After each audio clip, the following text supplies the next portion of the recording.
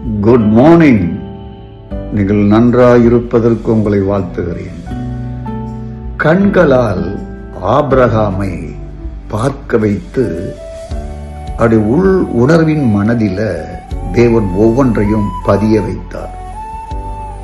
நீங்க ரட்சிக்கப்பட்ட பின்பு உங்க கண்கள் தேவனை போன்று ஆற்றலுடன் புதுப்படைப்பாக படைக்கப்பட்டு இருக்கிறது என்று நம்ப முடிகிறதா? உங்களுக்குள்ள இருக்கிற மனக்கண்களை கொண்டு நீங்கள் ஒவ்வொன்றையும் பார்த்து நச்சு நச்சு நச்சுன்னு பேசுங்க. தேவனை போன்ற அற்புதமான கண்கள் உங்களுக்கு இருக்கு, கொஞ்சம் தடவி பார்த்து கொள்ளுங்க. தேவனை போன்ற நல்ல மனம் உங்களிடம் இருக்கிறது, அதையும் கொஞ்சம் செக் பண்ணி பாருங்க. ஒன்றை கண்களால் பார்த்தால் மனம் விடவே விடாது, அது பயணம் செய்யும்.